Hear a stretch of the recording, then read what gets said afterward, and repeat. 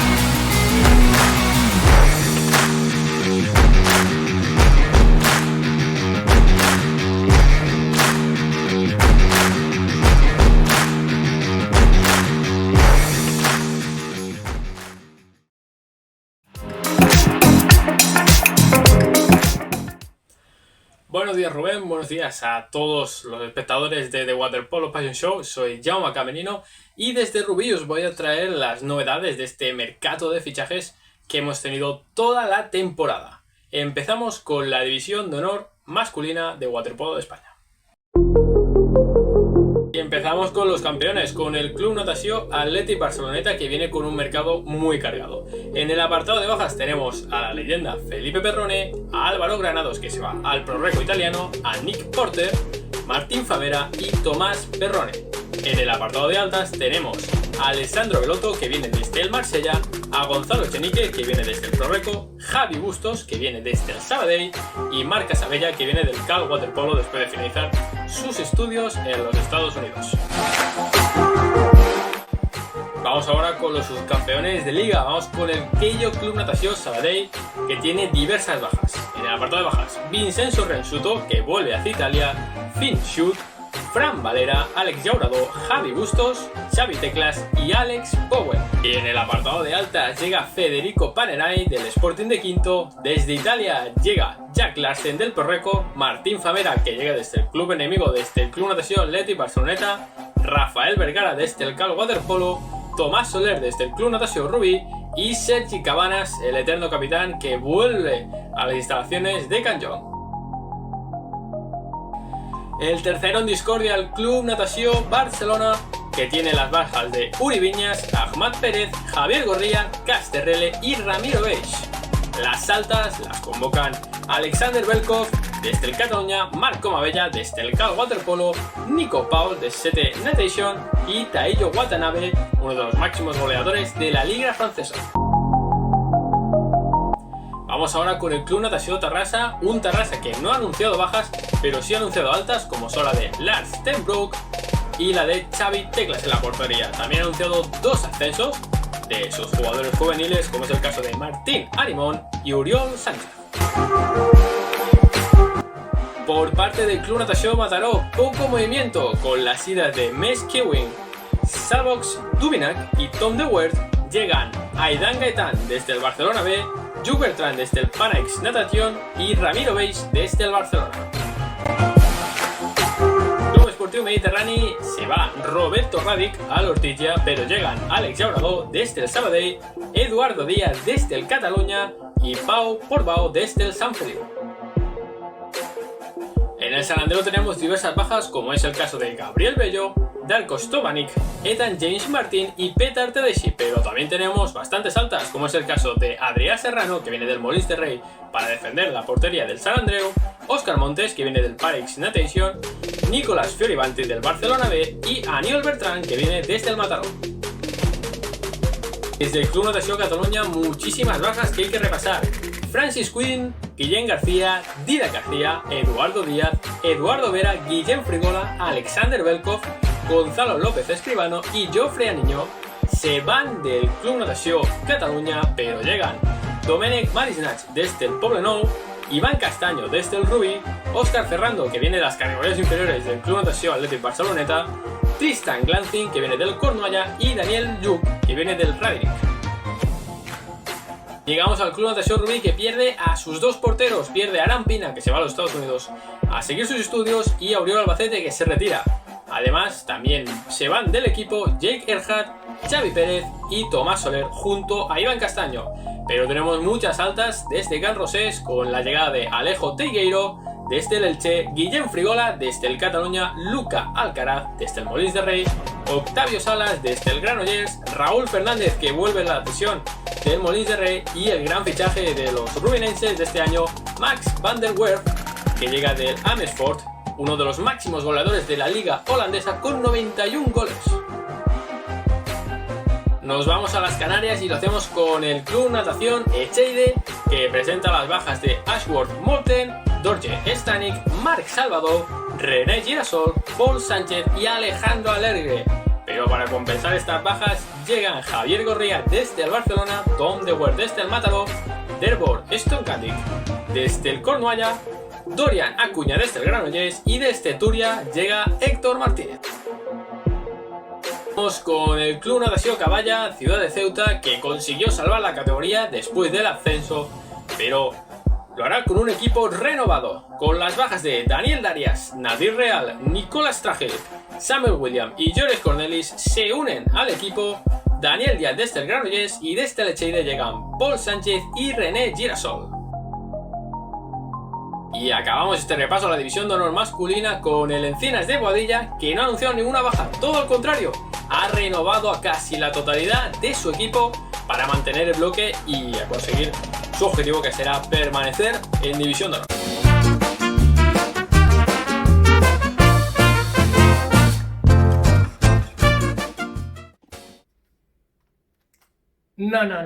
No soy Chava Gómez.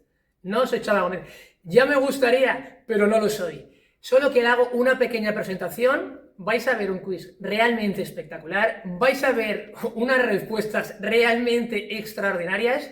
Y es algo increíble como alguien que ha estado en 6 Olimpiadas, que son 6 Olimpiadas, participa en algo tan humilde y en algo que está creciendo. Chava Gómez, Iván Pérez, Guillermo Molina, Mar Larumbe, son 4 pedazos de estrellas que han participado en una idea apasionada para que vosotras podáis disfrutar. ¿Qué quiero decir con ello? Por favor, todo el mundo, participar en el programa, único programa que hay de waterpolo visual, único programa en televisión. ¿Por qué alguien como Chava, que lo ha conseguido absolutamente todo, y todo lo que va a conseguir, es capaz de participar, de contar todo, de abrirse, y en cambio a ti, cuando te pregunto, no me contestas, nos dices que no y no quieres participar en algo que es bueno para ti, para el waterpolo, para el waterpolo en este país. Así que gente como Chava, como Iván, como Guillermo, como Alberto Barroso, como Marc Larumbe, por decir solo 5 pedazos de jugadores, han participado. Participa tú. Y sí, no se Chava.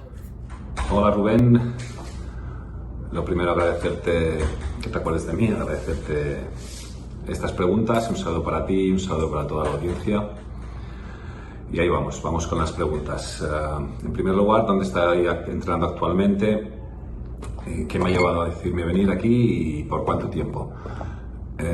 Bueno, cuando volví de China en febrero de este año, a principios de febrero, me pasé por cada fin de semana por piscinas, iba a ver partidos, te mueves lógicamente para ver si surge alguna oportunidad de encontrar un equipo por España, pero no ha sido así. Entonces, bueno, gracias a Dani Sercols me puse en contacto con un equipo de Brasil y es donde estoy actualmente, en el Club de Regatas Flamengo, en principio para este año y el año 2026. Y aquí estoy, en Río de Janeiro, sol, playa y caipiriñas. Bueno, no, mentira, mucha piscina, mucho trabajo y nada, una oportunidad más, un trabajo más, una experiencia nueva y a seguir disfrutando del waterpolo, que es lo que nos gusta a todos. Vamos a por la segunda pregunta. Entre la audiencia y tú, sinceramente, ¿qué hace una leyenda entre leyendas entrenando en un país como Brasil y no haciéndolo en nuestro país? Bueno, donde te llaman es donde vas. En este caso, como te he dicho antes, casi te he contestado en la primera respuesta, ¿no? En la primera pregunta te he dado la respuesta. En esta ocasión no he tenido opción de entrenar en un equipo de España, no he obtenido esa oportunidad. Volví de China, como te decía, iba por piscinas, pero no, incluso llamé a algún sitio para ver si estaban interesados, pero bueno, entonces lógicamente tampoco te puedes dormir, surge la oferta, la posibilidad de venir a Brasil en mayo, me parece que fue, en principio de mayo empezaron los contactos y lógicamente para mayo casi todos los clubes de España ya tienen todo atado, ¿no? Entonces, bueno, aceleré un poco lo de Brasil y me vine para aquí. Como te decía, una experiencia que de momento está siendo fantástica. Tercera pregunta. ¿Has estado jugando o entrenando en Italia, Nueva Zelanda, China y ahora Brasil? Se te olvida Suiza. Te lo pongo fácil. ¿Puedes decirme en chino y portugués cómo se dice buenos días, soy Chava, tengo un oro olímpico y 2 oros mundiales? Pues lo siento, te voy a decepcionar, pero te lo podría decir en inglés, en catalán, en italiano o en castellano. Que ya te lo he dicho. Pero no, en chino es complicadísimo. Aprendí algunas palabras del waterpolo, pero poquitas. Y en portugués llevo poco tiempo, todavía no me he lanzado mucho. Además, como me entienden, yo les entiendo, que me está costando más que cuando estuve en Italia, que aprendí bastante rápido el italiano. Además, como bien sabes, no soy más ser entrenador que jugador. La vida de entrenador es bastante más solitaria y entonces no estás tantas horas con compañía y no puedes practicar, ¿no? Entonces, el idioma. Así que lo siento decepcionarte, pero esto va a ser que no lo puedo decir. Venga. Vamos a por la cuarta pregunta. En relación a la pregunta anterior, porque no deja de ser sorprendente, es tan claro que los únicos equipos que te pueden fichar son los extranjeros. Bueno, rotundamente no. Yo ya llevaba por el 2018, cuando el último club que estuve decidió rescindir el contrato, cobraba poco más de 2.000 euros. No sé si eso es mucho o es poco, yo creo que tampoco es demasiado. Entonces, bueno, quiero abrir un pequeño paréntesis, porque en ese club, por ejemplo, ya no es que me quieran fichar no solo extranjeros, ese club, por ejemplo, rescindió el contrato unilateralmente porque no estaba contento con el trabajo que estaba haciendo. Bueno, y eso que veníamos de jugar 2 finales seguidas contra el Barceloneta, yo creo bastante bonitas, bastante intensas e igualadas, incluso con opciones de ganar la primera de ellas. Desde entonces creo que los playoffs han sido bastante aburridos y ha ganado Barcelona muy fácil, y eso que la inversión ahora del otro club es infinitamente más grande que cuando estuve yo, con lo cual te quiere decir que aunque cobres no mucho, hay gente a la que no está de acuerdo con lo que haces y prefieren otro tipo de entrenador, otro tipo de otro entrenador simplemente.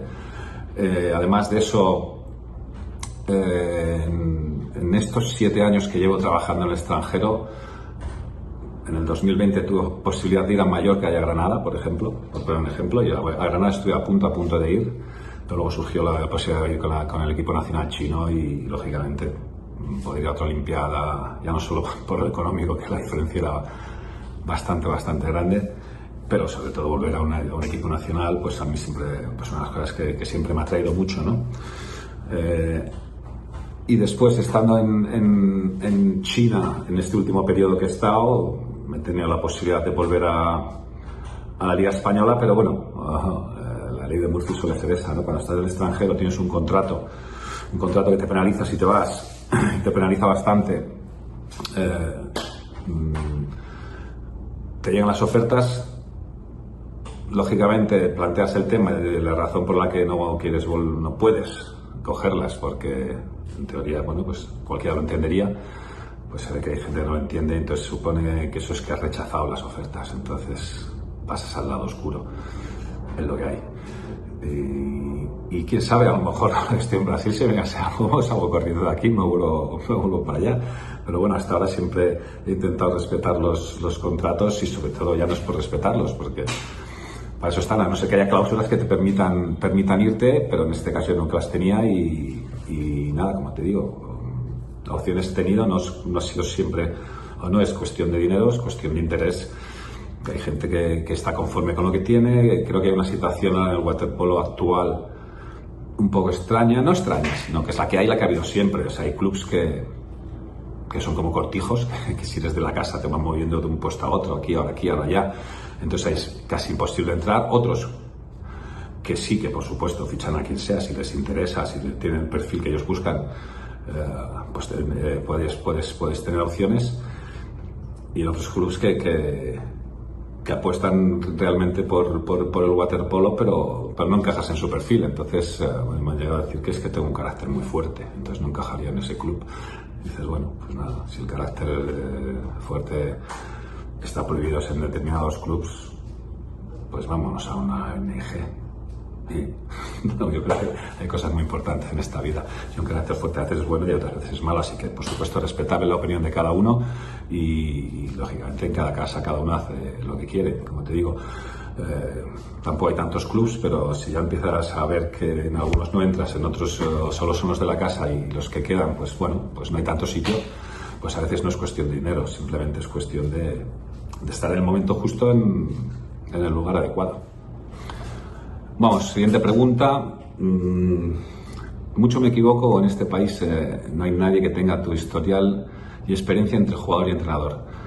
¿Por qué no estás en la órbita de la selección nacional, sea masculina o femenina?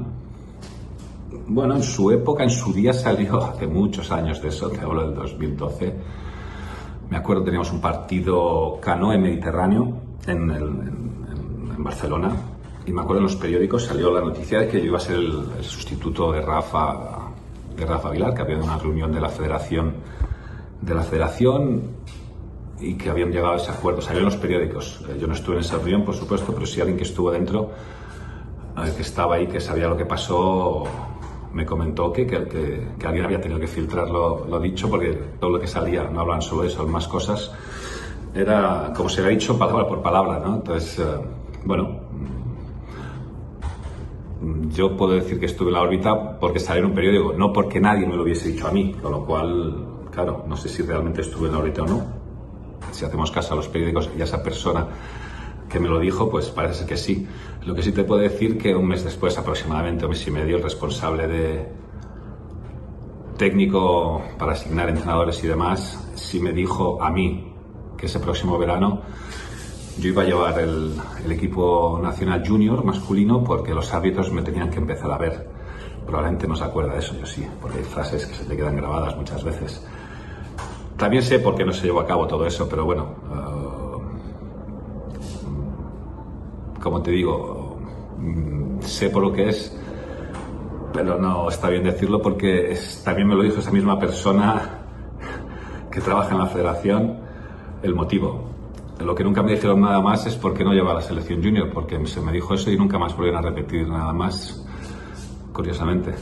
Pero bueno, eso fue en el 2012. Después, años más tarde, bueno, habría que preguntarse a la responsable de por qué no cuenta. Sí que es verdad, por ejemplo, que hasta antes de volverme a China esta segunda vez, tuve la opción de llevar el equipo junior femenino, pero ahí se dieron una serie de situaciones por las que lo rechacé o que no pude hacerlo. Las dos cosas se podrían juntar. Una, porque es complicado cuando llevas tiempo, cuando tienes, yo creo que a todos nos pasa, ¿no? Si te ofrecen un mes de trabajo comparado con 3 años de trabajo es complicado, ¿no? Sí, uno es que para el futuro, a lo mejor dentro de X años puedes... ya, está muy bien, pero yo tengo un gasto mensual de 1000 y pico euros que si solo puedo contratar en un mes, complicado el tema, ¿no? Comparado con 3 años de contrato. Entiendo que alguien se pueda sentir como que le has rechazado una oferta, pero el tema se puntualiza más que fue un periodo en el que yo estuve enfermo, bastante enfermo. Es más, me tuvieron que operar 2 veces después, en diciembre, eso ya es en verano, que ya estaba notado, que estaba bastante fastidiado. Me tuvieron que parar operando 2 veces, así que se juntó el hambre con las ganas de comer. También tuve que retrasar el viaje a China por esta operación, pero bueno, quedas con que has rechazado una posibilidad y entonces vuelves al lado oscuro, como anteriormente he comentado. Entonces, la gente no suele ponerse nunca en el lugar de otro. Ellos tiran, estás o no estás. Si no estás en este momento, da igual si estás enfermo, da igual si solo es un mes comparado con 3 años, eso no le importa absolutamente a nadie. Tú has rechazado o no has podido ir, entonces cumplir o aceptar ese trabajo, con lo cual adiós, chao. Vamos para allá. Esta pregunta, vuelta al pasado, sabiendo que pasara lo que pasara, ibas a volver a ganar la Plata de Barcelona 92. ¿Volvías a vivir la preparación durísima y con el mismo entrenador? Bueno, Barcelona 92 cambió el deporte en España, no solo el waterpolo. Entonces, solo por vivir eso merecería la pena volver. Ahora la gente está acostumbrada, o sea, no sabe cómo era el waterpolo en esa época. Entonces, lógicamente, porque no estaban en esa época, ¿no? Pero bueno, pues como anecdótico te puedo decir, cuando llegué a Barcelona en el año 86, hace mucho, soy muy mayor. Cuando llegué a Barcelona en el año 86, que yo iba a la cuna del waterpolo, ya así es, en realidad, la cuna del waterpolo español, me llevé una grandísima decepción, porque yo pensaba que iba al paraíso del waterpolo, ¿no? Entonces, cuando conocías a alguien, claro, venía de Madrid, aunque soy de Santander, venía de Madrid, me parecía muy curioso, y cada vez que te preguntaba a alguien, oye, ¿qué haces? Viniendo de Madrid, ¿a qué vienes? Te decían, no, a jugar waterpolo. Y te decían, el 75-80% de las personas, ¿y eso qué es? Entonces, quieras que no, para mí fue como pues si todo el mundo tenía que ser eso, pues no Barcelona, todo el mundo sabe aquí lo que es el waterpolo, ¿no? Pues no, la gran mayoría no. Alguno te decía eso del balonmano en el agua, y muy poquito de los decían, hombre, waterpolo, que bien, nada, me alegro, que te vaya muy bien, además, pam. Entonces eso hoy es impensable, ¿no? Y todo el mundo sabe lo que es el waterpolo, y todo eso empezó a cambiar gracias a Barcelona, y lógicamente también a esa selección o a ese grupo que consiguió esa medalla, y luego la posterior oro de Atlanta, ¿no? Creo que tiene ese fue realmente, y solo por eso volvería, y no me importa el entrenador, no me importaría los entrenamientos. Creo que conseguimos cambiar la historia de nuestro deporte, y ya te digo, solo por eso volvería. Fue duro, por supuesto, pero bueno, además es una medalla de la que nunca hablamos, no por lo duro que fue los entrenamientos y todo eso, sino por perder en casa la final, más que más que por la dureza. Entonces fue la decepción de perder la final fue la que nos hizo no hablar nunca de esa medalla durante muchos años hasta que ganamos el oro de Atlanta. Así que, como te digo y te insisto, volvería, pero solo por el tema waterpolístico, no por el sufrimiento o quien fuese el entrenador. Séptima pregunta, película, 42 segundos. ¿Qué representa para ti realmente la película? ¿Representa a ese equipo que consiguió la plata? ¿Quién es Chava en esa película? Bueno, te diría que yo 42 segundos, evidentemente, no representa para nada a ese equipo porque es una ficción. O sea, el 90% de lo que sale es mentira. O sea, es ficción pura. Es un poco para traer pues eso, que era el morbo y demás, pero no pasó. La inmensa mayoría de las cosas que salen no fueron reales.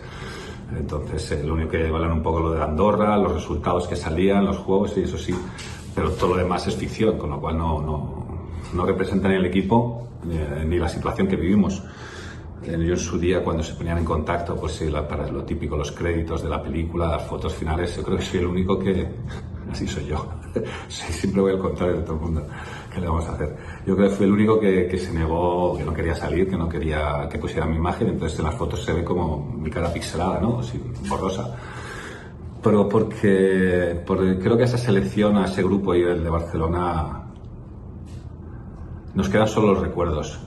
Nos quedan los recuerdos, tienes que ver de dónde estamos cada uno, ¿no? De todos los que vivimos actualmente, que estamos aquí, estamos dedicados, o a qué tenemos que estar dedicados. Entonces, si solo nos quedan los recuerdos, un recuerdo tan bonito como ese, pues me parecía que no se merecía esa película.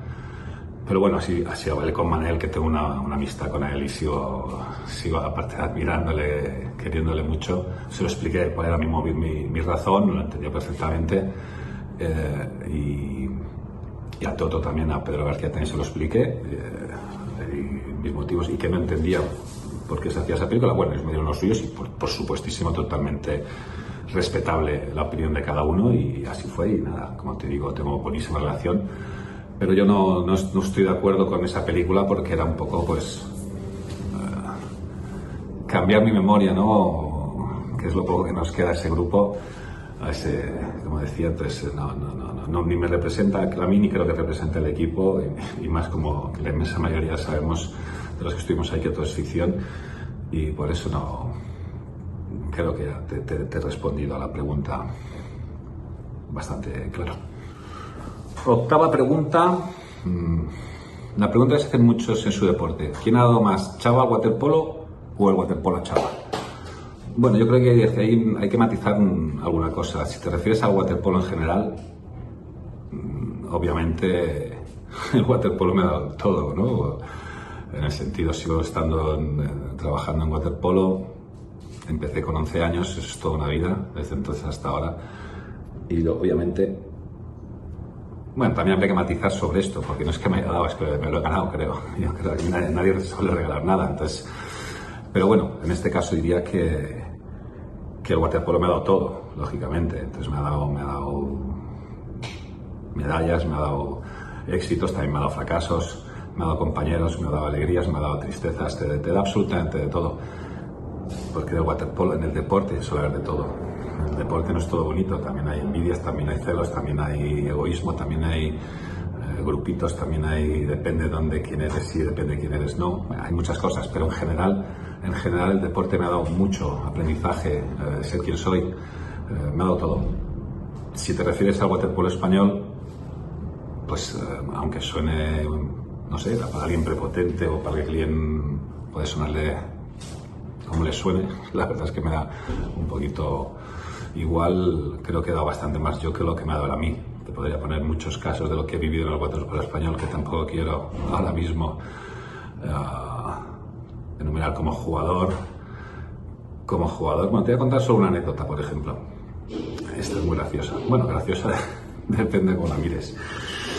Veníamos de ganar la segunda medalla de oro. La segunda medalla de oro de Fukuoka. Veníamos de ganar, como te digo, pues yo era campeón olímpico, 2 veces campeón del mundo, 4 finales seguidas de mundiales, lo que tú quieras. Todo que qué majo, qué bonito. pues para la preparación del verano siguiente, justo antes, nos invitaron, teníamos que ir a la piscina Picornell para unos eventos, para un evento, no me acuerdo exactamente cuál era, pero teníamos que ir ahí todos a Picornell. Entonces, antes del evento me llama Joan Janet, que era el entrenador en esa época, y me dice, desde la federación me dice que te tengo que trasladar que tú ya... perdón, he omitido que en Fukuoka yo había sido el capitán de la selección. Entonces me llama y me traslada el siguiente mensaje de la federación, que a partir de entonces, a partir de ese momento, que el capitán tenía que ser Jesús Royan, y que si no lo aceptaba ya sabía lo que tenía que hacer.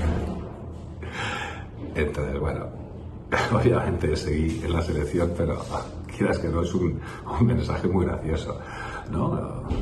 Alguien que llevaba en esa época más de 15 años en la selección, y yo creo que para esa época ya rozaba los 400 partidos en el equipo nacional, ¿no? Que te digan eso, ¿no? Uy, Honorio, si no lo aceptas, sabes lo que tienes que hacer. Pues bueno, como esas te podría contar unas cuantas más a nivel clubs. Pero bueno, es que esto me pareció surrealista eso que me pasó, entonces por eso lo he contado. Pero bueno, como te digo, el waterpolo español creo que da bastante más de lo que me ha dado a mí. Solo hay que ver un poquito, o podría explicarte cómo ha ido mi etapa si esa ha sido como jugador, cómo ha ido mi etapa como entrenador, ¿no? Creo que he hecho bastante buen trabajo en los clubes que he estado. En uno me contrataron para no descender el equipo. Tenía prima incluso por no descender el equipo, y a los 3 años estábamos jugando finales contra el Barceloneta muy igualadas.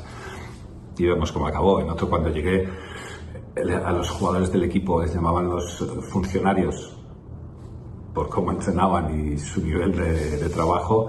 Cuando llegué jugaban a promoción y en poco tiempo estaban jugando. Podían haber entrado a Europa, pero el club no quiso. También sabemos cómo acabé. Entonces, ¿qué quieres que te diga? Te conté una idea como jugador, esto como entrenador, pues el waterpolo español creo que le he dado bastante más. Novena pregunta. Con todo lo que he seguido, ¿qué te queda por hacer o cumplir en este mundo del waterpolo? Bueno, me quedarían muchísimas cosas. Me quedaría ser seleccionado nacional masculino, seleccionado nacional femenino, me quedaría entrenar al Barceloneta, volver al Sabadell, llevar una selección importante internacional, entrenar al Reco, tantas cosas como, por ejemplo, algún club que tenga ambición por mejorar y realmente luchar por grandes objetivos, poder entrenarle. Te digo, pues de Ceuta, de hecho Ceuta, como podría ser cualquier equipo de Barcelona o cualquier esto, que tengan realmente ambición, ¿no? Entonces, como te digo, retos quedan, y cosas para hacer me quedan todavía muchas. Mientras tenga fuerzas, me encantaría seguir cumpliendo objetivos, retos, y cuanto más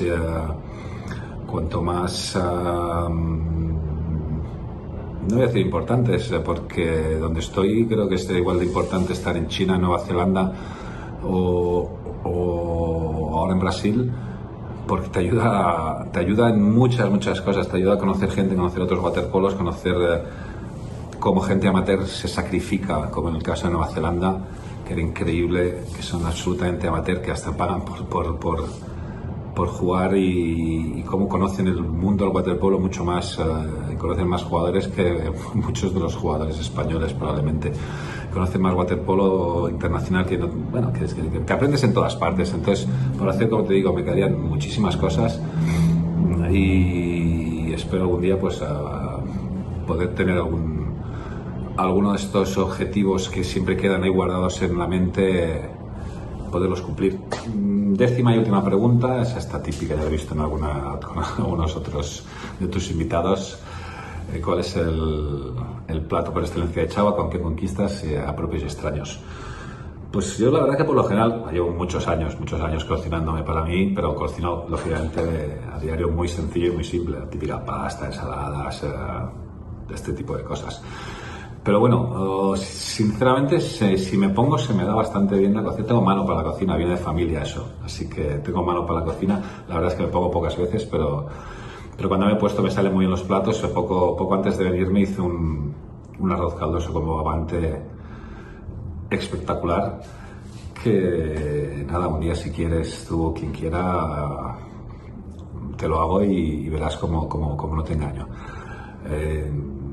Y si no ese, me dices otro plato y estoy seguro que te lo haría bastante bien. Se me da bien la cocina, aunque, como te digo, llevo muchos años cocinando para mí y haciéndome cosas bastante sencillitas. Pero bueno, en este caso te diría el arroz con bogavante que hice hace unos meses, que fue antes de venirme aquí. Ya llevo 3 meses en Brasil y me salió espectacular. Así que nada, con esta última pregunta me despido de vosotros, me despido de ti, Rubén, de toda la audiencia, y espero que os haya entretenido, que era parte de lo que quería. Un poco de diversión, no, de entretenimiento y contar un poco mi experiencia en solo 10 preguntas, pero bueno, ya llega el día de que sea todo más extenso. Venga, un abrazo a todos, chao. También quería comentarte, así como despedida, que sé que hay gente a no le gusta que se hable de waterpolo por las redes sociales. Hay gente que prefiere que la gente esté callada, que no diga nada, que no comente. Bueno, es parte de, ¿no? Es parte de algo incomprensible. Nos tenemos que fijar siempre en los grandes deportes, ¿no? Deportes como el fútbol tienen infinidad de programas de radio, infinidad de programas de televisión, infinidad de programas por internet. Y nosotros parece que sea como que hay que vetar eso, ¿no? Todo el que hable, todo el que dice cosas, todo el que comenta, el que da su opinión, parece que lo que quiere es atacar o cosas así, no sé qué es lo que piensan algunos. Yo creo que es todo lo contrario, cuanto más plural, cuanto más opiniones haya, yo creo que es beneficia al waterpolo, ¿no? Si no, qué raro, ¿no? Que te vas a Estados Unidos, tienes 1000 programas de básquet, 1000 programas de béisbol, 1000 programas de fútbol americano, pero no, aquí en España parece ser que todo el que habla no debe hacerlo. En mi opinión, creo que el debatir, el opinar es lo que hace en ocasiones crecer, ¿no? a un deporte que actualmente está muy alto, muy arriba a nivel mundial, y ojalá que siga así durante muchos años. Pero creo que esconde también bastantes sombras que estaría bien, pues, que la gente opinara y las comentara, ¿no? Creo que hay que disfrutar de lo que hacemos. Creo que lo importante es hacer con honestidad lo que hacemos, y creo que lo importante es apoyar, querer llamar este deporte, que es lo que muchos de nosotros hacemos. Venga, un saludo a todos. Hasta la próxima.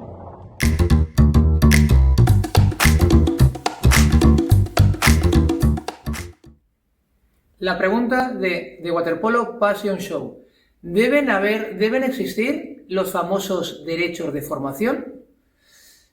Es fácil. Cuando un jugador o jugadora, por ejemplo en Barcelona o en Madrid, tiene buen nivel y lo ficha un equipo mejor de la misma ciudad, siempre se van gratis, porque se dice que es un deporte no profesional. Si ese jugador o jugadora pertenece, por ejemplo, a Galicia, pertenece a Baleares, pertenece a donde sea, en otra comunidad, y se va a Barcelona o se va a Madrid, por ser los equipos con más calidad, tampoco se pasa nada, porque se cambia de ciudad y se van a estudiar fuera. Por lo tanto, ¿habría que ser obligatorio que hubiese un coste por los derechos de formación, para que no siempre sean los clubes de abajo los que trabajan para los clubes de arriba? ¿O por el contrario, estamos hablando de un deporte de que no podemos poner barreras al mar, no podemos poner puertas al mar, y tenemos que dejar que todos nuestros jóvenes prodigios o aquellos jugadores y jugadoras que lo hacen bien salgan y sigan creciendo en el deporte que tanto les gusta? Vamos con nuestros contertulios habituales para que nos digan si derecho de formación sí o derecho de formación no. Buenas, Rubén. La verdad es que la pregunta está muy bien tirada, En un mundo en el que no está mal visto que te posiciones de un lado o de otro, porque si decimos que sí nos van a decir que estamos en contra de los jugadores, si dices que no es que estás en contra de los clubs, pues yo aquí me tengo que decantar, y proviniendo del club que vengo y el trabajo que he realizado durante 27 años, te diría que yo estoy totalmente a favor de los derechos de formación. Indudablemente somos el deporte que somos y tienes que poner unos derechos de formación acorde a luego el dinero que menea nuestro deporte, que es poquito, pero bueno, lo tienes que poner, y tiene que venir impuesto. Estas tienen que ser las reglas del juego. Es decir, yo como entrenador no voy a ponerle palos en las ruedas a ningún jugador y jugadora para que siga para adelante y progrese. Pero a mí, la organización o la federación, llámalo como quieras, me tiene que ayudar. Y si tú, que eres un club grande, vienes a llevarte a un jugador, pues tienes que pagar X por llevártelo. Sí o sí. Sí o sí. O sea, lo tienes que pagar. Si no, no lo vas a poder inscribir. Y esto tiene que venir reglado desde arriba, desde la competición y desde la institución, ¿no? Tienes que pagar, porque podemos poner de ejemplo, siempre pongo de ejemplo al Club Natación Rubí, Dani Gómez, un trabajador incansable. Fíjate la cantidad de gente que ha sacado, y cuando a ti se te llevan a alguien, tú ese alguien lo tienes que reemplazar, o bien invirtiendo dinero en una nueva jugadora o jugador y trabajando con ella, o trayéndote algo que te pueda suplir lo que se te han llevado. Por lo tanto, yo estoy totalmente a favor de los derechos de formación reglados. Ya lo siento. Un saludo muy fuerte, Rubén. Buenas tardes, amigos de Pro Pasión. Pues nada, tengo dos versiones.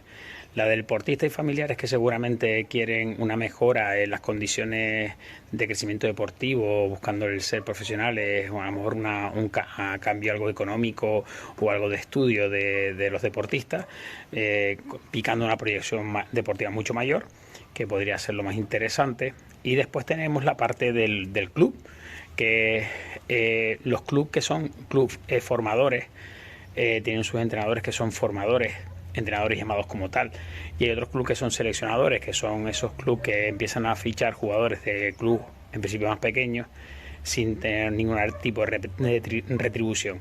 Entiendo que es un deporte, evidentemente, que no es profesional, pero yo creo que sí estaría muy bien que se acondicionaran o se vieran unas restricciones para el cambio de un jugador, a lo mejor modificar y que tuviera que haber un trasvase de jugadores en feedback, o hubiera una retroalimentación a lo mejor económica de material deportivo, porque creo que sería interesante para en algún momento equiparar el waterpolo y más condiciones de competición deportiva. Buenos días, Rubén, ¿qué tal? Pues mira, aquí para mí, en mi opinión, deberíamos diferenciar entre dos casos. Uno, que el club vaya a fichar a este jugador, por la cual cosa entiendo que si tiene interés y quiere ficharlo, me parece que deberían existir esta cuota de formación, o se hace cargo el club como tal, si no, que queden de acuerdo con la familia del que quieren fichar. Ahí me parece que debe ser de cajón y evidente. Y por otro lado, en los casos donde un chico o chica en su club ya me parece o puede parecer que haya cubierto los objetivos que puede desarrollar, ¿no? Es decir, que si a ese club no le puede dar el nivel deportivo o de competitividad que necesita para seguir creciendo como jugador. En ese caso me parece que el club debería ser honesto y de bien, quedando bien y entendido con el deportista y familia, ayudarle a salir a que pueda seguir creciendo como tú dices, y no poner barreras al mar o no cortarle las alas, como también decimos nosotros. ¿Vale? Pues ahí te dejo mi opinión. Muchas gracias por la difusión que hacéis del waterpolo. Hola, buenas, soy Ruda desde Brasil. Y sí, para mí tienen que existir los derechos de formación.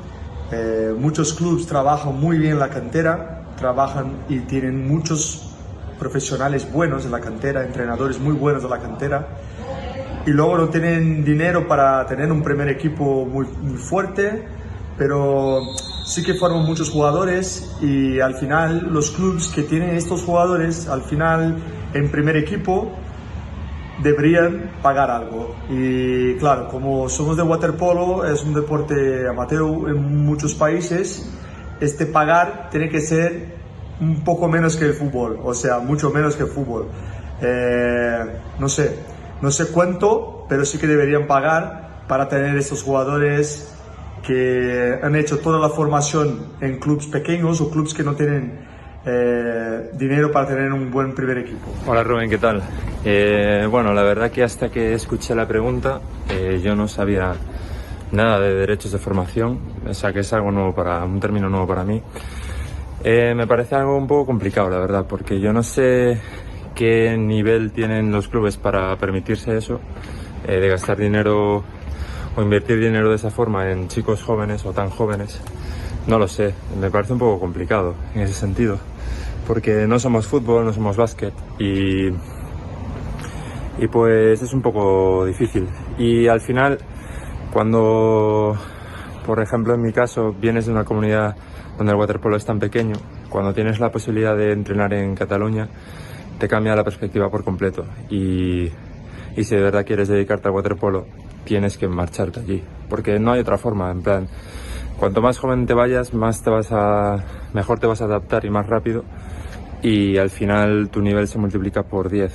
Es una diferencia muy grande y al final, si de verdad quieres dedicarte al waterpolo, me parece un poco complicado el quedarte en tu comunidad y seguirte desarrollando desde aquí.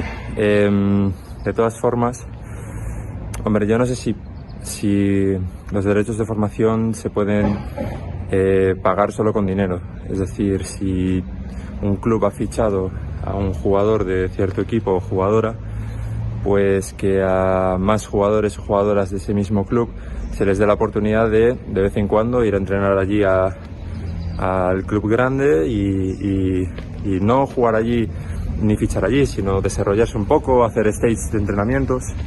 No sé, es algo un poco complicado, la verdad.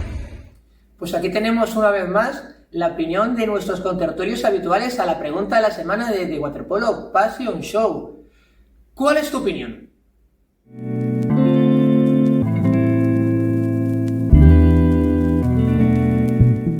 Nuestro invitado de hoy es uno de los mejores técnicos sin discusión del panorama nacional. No es otro que Manolo Suárez, el técnico actual del Club Natació Poblenou de Barcelona. Sin lugar a dudas, en esta primera pregunta, la pregunta es un poquito, es rocambolesca. ¿Cómo es posible que se haya realizado 2 ascensos seguidos de Segunda Nacional para acabar en la misma categoría, en Primera Nacional? Primer año se denegó el ascenso en los despachos y el segundo, por fin, se logra el ansiado ascenso a Primera Nacional. ¿Cómo vivisteis dentro del club, técnicos y jugadores, y directiva evidentemente, ese primer no de no poder jugar lo que deportivamente os habéis ganado? ¿Cómo se mentalizó el equipo? ¿Cómo se mentalizó el club para volver a conseguir un año después el mismo ascenso? Hola Rubén, muchas gracias por invitarme a tu programa y poder realizar una pequeña aportación en pro del waterpolo, y también muchas gracias por la presentación. Yo la gran suerte que he tenido es que a través de los años, en todos los equipos en los que he estado, he tenido jugadores y jugadoras maravillosos, con calidad, y que me han ido enseñando día a día. Y al final esa ha sido mi gran suerte, tener los jugadores que he tenido en todos estos años. Y bueno, con respecto a la pregunta que me formulas, pues decirte, yo creo que esta situación posiblemente reglamentaria, pero totalmente injusta. Creo que en ese momento se perdió un poco lo que son los valores del deporte. Considero que las normativas de la federación, y así lo hice saber, son un poco como café para todos. Creo que hay demasiadas cláusulas, deberían de ser mucho más sencillas, porque si no al final se contraponen unas con otras. Y a nosotros nos llevó pues a esta situación de perder el ascenso en los despachos. Y no va de clubs ni de federaciones ni nada de esto. Es mucho más sencillo y al mismo tiempo mucho más preocupante. Va de personas, ¿no? Hay personas que demostraron una falta de ética y una falta de valores muy grande. Y bueno, la verdad es que para el equipo fue un palo no poder conseguir el ascenso. Nos avisaron 15 días antes de empezar las competiciones, no sabíamos si estábamos en primera o en segunda. Al final nos quedamos en segunda y bueno, y hubo un bajón. Fue complicado recuperar otra vez al equipo, pero al mismo tiempo las ganas de demostrar que había sido una injusticia y las ganas de querer demostrar que éramos un equipo de primera nos llevó a hacer una buena temporada en ese segundo año y volver a conseguir el ascenso. Un ascenso complicado porque había equipos de calidad. Hasta el último momento estábamos 4 o 5 equipos en la lucha por ese ascenso. Nosotros la presión de tener que ganar, de querer subir, nos fue pesando y a medida que avanzaba la temporada nos costó mucho, sobre todo en los partidos en las fases finales. El primer año íbamos muy frescos y en el segundo año nos atenazó mucho la presión que teníamos encima añadida de tener que subir, de tener que demostrar que se habían equivocado con nosotros y que queríamos estar arriba, que el club apostaba otra vez por el waterpolo y que habíamos luchado y trabajado mucho para estar arriba.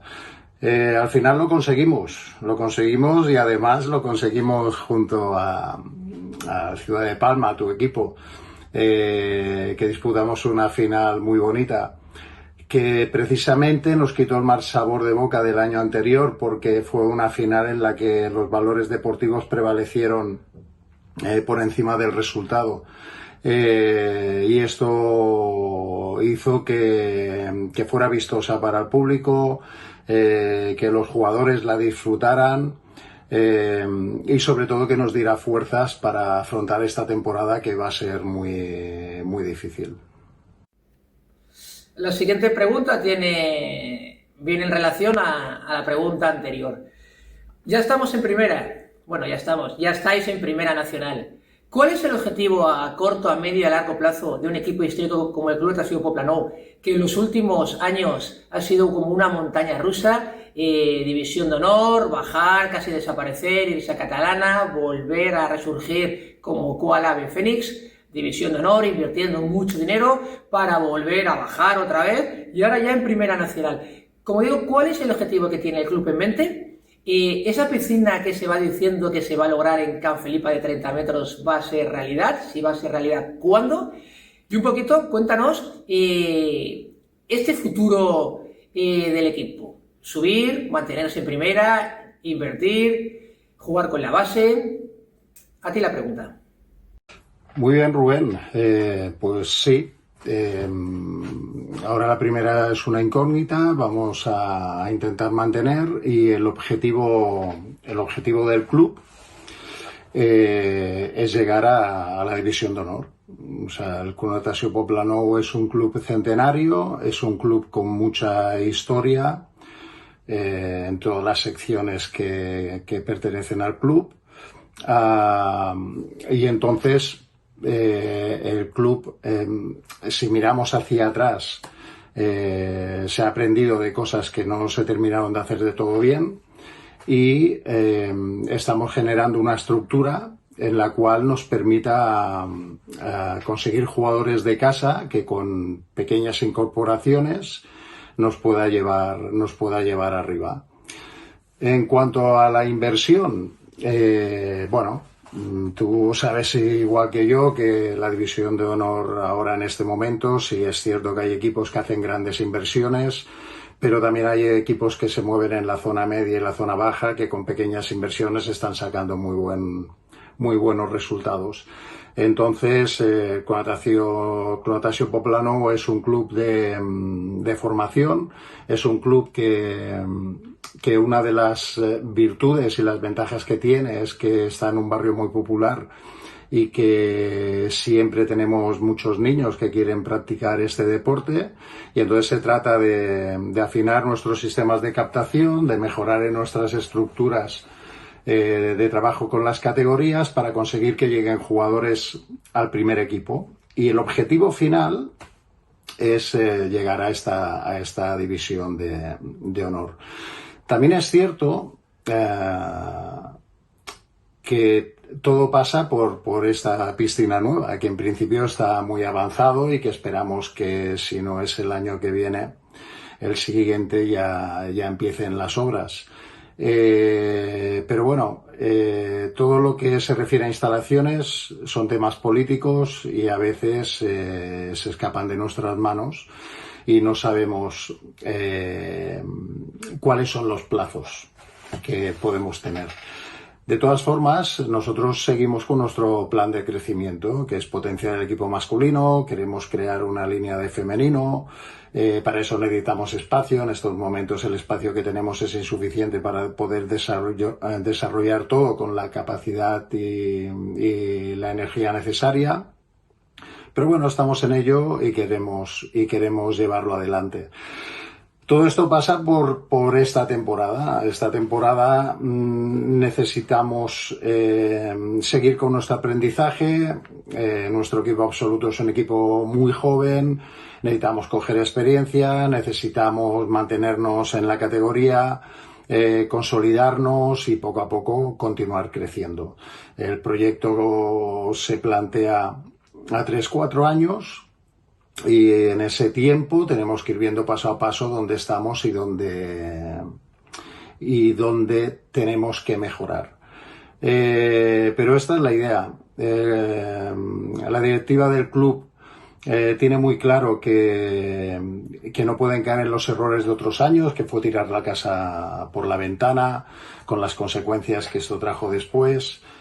Cada paso que damos es a través de la consolidación de los equipos, cada paso que damos está ajustado a nuestros presupuestos y a nuestra manera de hacer, y sobre todo, y volviendo con la pregunta anterior, hay un tema que preocupa mucho en esta directiva y que a mí es una de las cosas que más me atrae, que es la de formación de personas. O sea, nosotros queremos jugadores que se identifiquen con los valores del club, que quieran trabajar, que participan, que tengan un sentimiento de pertenencia al club, que se impliquen, y si somos capaces de conseguir esto, probablemente consigamos mantener la categoría y pensar en un posible ascenso en años venideros. Mucho trabajo por delante, pero así son los retos atractivos. Si no tienes trabajo, si no tienes un reto, si no tienes un objetivo que sea difícil, pero que veas que hay gente a tu lado que lucha por conseguirlo,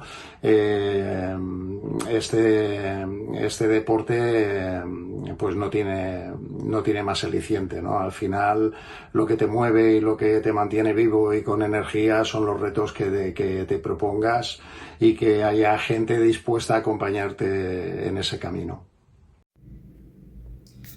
Vamos con la tercera pregunta.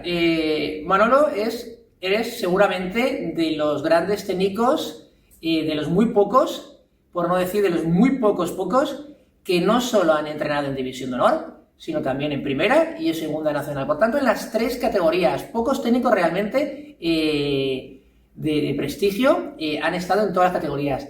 ¿Qué diferencia hay entre la División de Honor con la Primera y con la Segunda? Y una vez hechas estas diferencias, a ti como entrenador, realmente, ¿dónde te hace más feliz entrenar? Bueno, Rubén, esta pregunta es complicada de responder, porque todas las divisiones tienen sus alicientes y tienen pros y contras, ¿no?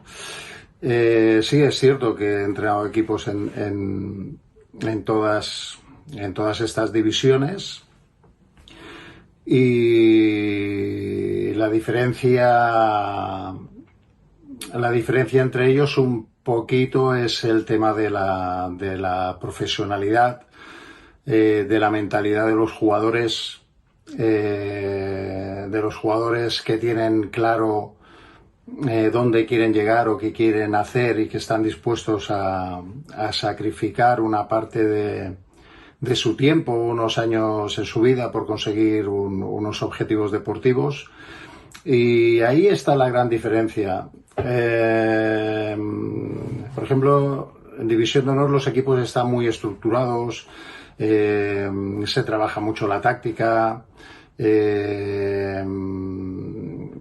los jugadores tienen claro que tienen que hacer doble sesión si quieren estar en esta situación. Hay una gran mayoría que hacen lo que se llama la carrera lenta, o sea, que hacen cursos en 2 años a nivel universitario para poder compaginar, y hacen todos los esfuerzos posibles por querer entrenar mañana y tarde. En primera y segunda, es cierto que también se trabaja, se entrena, pero probablemente los jugadores no tengan tan claro ese esfuerzo, ¿no? Su escala de valores pues es un poquito diferente. Y esto es básicamente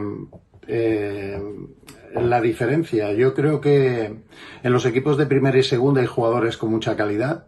Hay jugadores que creo que, y viendo las formaciones de los equipos de División de Honor, que podrían jugar perfectamente en División de Honor, no te estoy diciendo que sean titulares ni mucho menos, pero que tienen cabida en esos equipos, y jugadores con unas características y una capacidad de adaptación grande. También es paradójico que por ejemplo, la división más cara en cuanto a desplazamientos y más complicada sea la segunda, ¿no? Que continuamente tienes que estar viajando, no hay muy pocos equipos de las mismas comunidades, y los que están dentro de la misma comunidad están separados por kilómetros. El gasto económico de estos equipos es grande. En primera ya se reduce un poco más, entre otras cosas. También es cierto que hay más equipos catalanes y entonces no se viaje tanto. Posiblemente los de fuera dirán que ellos también tienen que hacer mucho viaje, pero está todo como más concentrado, y después en División de Honor pues bueno, tienes 2 o 3 desplazamientos y el resto de desplazamientos están en casa, ¿no? Los equipos de segunda tienen un gasto muy grande en desplazamiento, tanto sean de Cataluña como de fuera, y también están las exigencias, ¿no? A veces en segunda nacional hay equipos con muchos problemas para conseguir instalación. Normalmente las instalaciones son cedidas o son del ayuntamiento y no pueden disponer siempre de ellas. La exigencia para vestir las piscinas y todo el material que debes de tener requiere un esfuerzo adicional que a los equipos de esa segunda nacional pues le cuesta mucho mantener. Y muchas veces esto que te explicaba del entrenamiento es porque no pueden disponer de piscinas. Posiblemente hay equipos de segunda que veo con una ilusión increíble que estarían dispuestos a entrenar mucho más, pero que no tienen ese tiempo porque no les ceden la instalación o porque la tienen que compartir con otros equipos, otras personas. Esta es la gran diferencia entre las categorías, ¿no? Sobre todo el recurso económico es fundamental. Pero también es cierto es que cuanto más abajo vas, o sea, cuando estás, y entiende abajo por la última categoría de nivel nacional, que es la segunda, vas a piscinas que desprenden una ilusión y unas ganas de trabajar y de hacer cosas y de conseguir poder emular a los que están por encima suyo, que te llama la atención, ¿no? Muchas veces te llenan de energía y cuando llegas a casa minimizas tus problemas, porque cuando ves lo que tienen que hacer los demás dices, pero bueno, yo de qué me estoy quejando. Y en cuanto ¿qué es lo que, o dónde me gustaría más entrenar? Claro, pues lo obvio es, claro, pues me gustaría estar entrenando pues al equipo que ganara la Champions, ¿no? Esto siempre va así. No, pero la realidad es que llegó un momento en que el waterpolo te satura mucho y bueno, y las diferentes vicisitudes que van pasando por tu vida y que pasan a través de los años, en la que me planteé el no entrenar, ¿no? O realmente qué es lo que yo espero de waterpolo o qué es lo que a mí me gusta hacer como entrenador. La respuesta a todo esto es que a mí como entrenador lo que me gusta es crear, lo que me gusta son los retos, lo que me gusta es lograr objetivos, lo que me gusta es demostrar a la gente que si somos capaces de trabajar podemos conseguir cosas y que no está tan lejos llegar a la élite o llegar arriba, entendiendo la élite como la división de honor.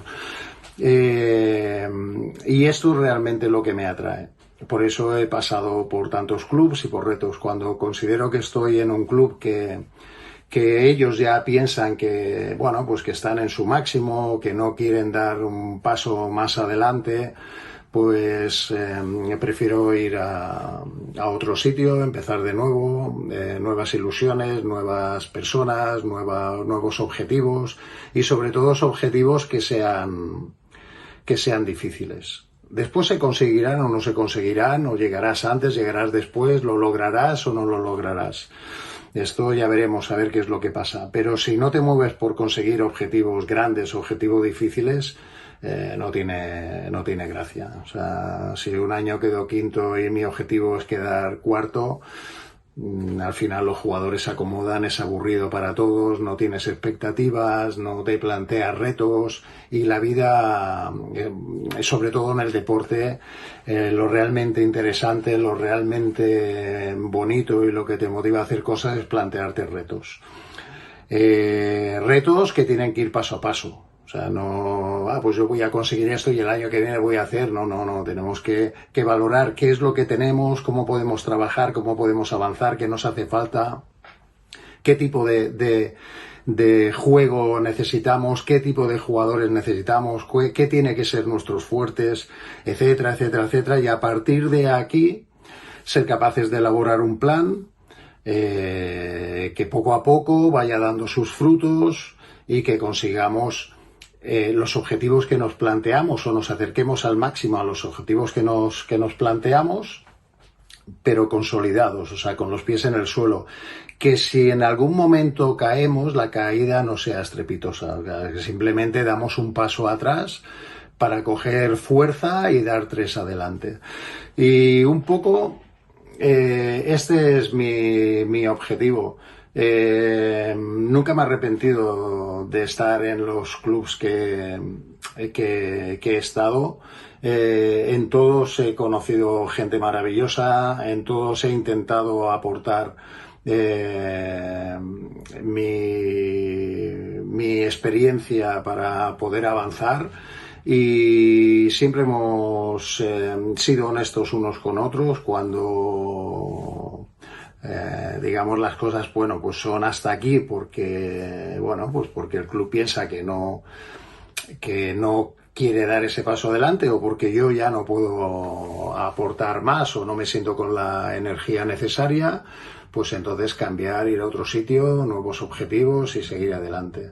Y al final yo creo que esta decisión que tomé en su momento me ha ido bien y es lo que ha hecho que esté tantos años en este mundo, que me tengáis que aguantar tanto tiempo y sobre todo el hecho de poder trabajar con tantos jugadores y jugadores diferentes, con características diferentes y con inquietudes diferentes. Esto te hace crecer como entrenador, como persona y te da herramientas para poder ayudar a otros jugadores. Vamos con la siguiente pregunta. Y vamos, tienes experiencia, para dar y tomar. Siempre se dice que lo antiguo era mejor, o más duro, o más exigente, o tenía más valores.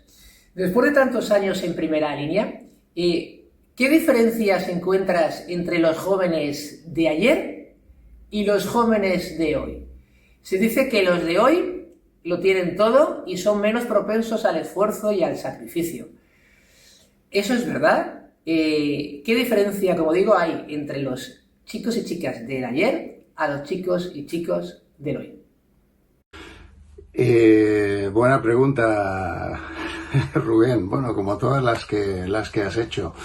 Yo no creo que haya mejores ni peores o que haya generaciones mejores y peores. Yo pienso que el deporte como tal es una parte de la sociedad y los chavales se adaptan a la sociedad que están viviendo. Y la sociedad que tenemos actualmente es una sociedad que tiene muchos estímulos, que es muy competitiva, que constantemente es como que tienes que estar haciendo cosas nuevas y cosas diferentes para triunfar, etcétera, etcétera, etcétera. Y que a veces la imagen de lo que es triunfar pues no es demasiado adecuada para estos jóvenes.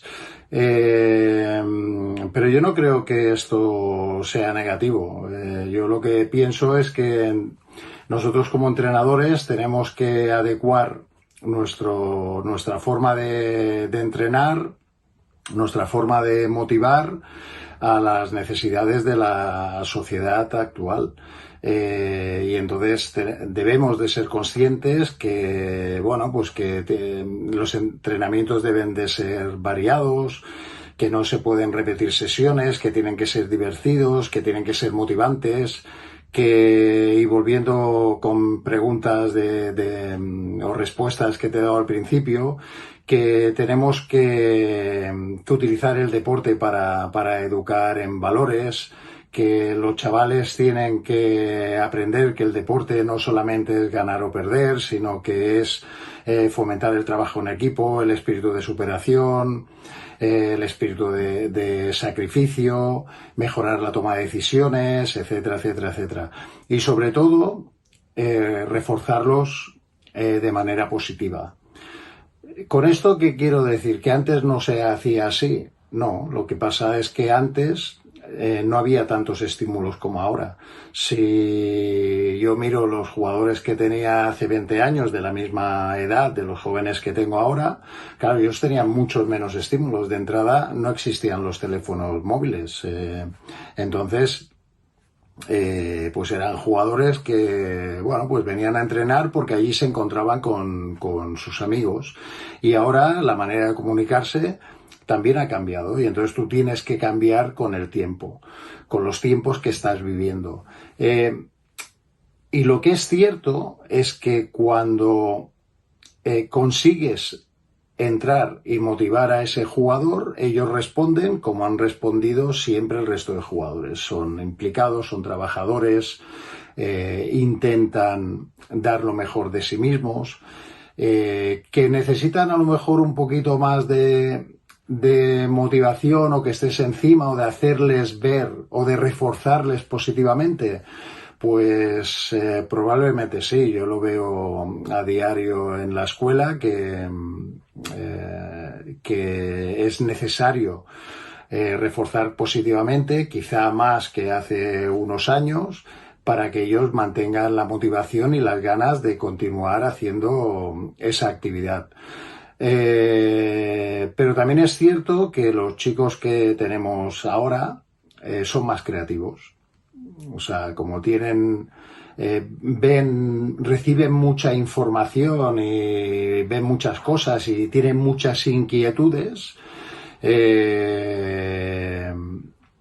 el agua son creativos y hacen cosas que a veces te sorprenden. Entonces tenemos que cambiar nuestra manera de hacer, tenemos que cambiar nuestra forma de comunicarnos con ellos para convencerles de que están en el sitio adecuado y que lo pueden hacer muy bien, que pueden trabajar y que van a sacar un gran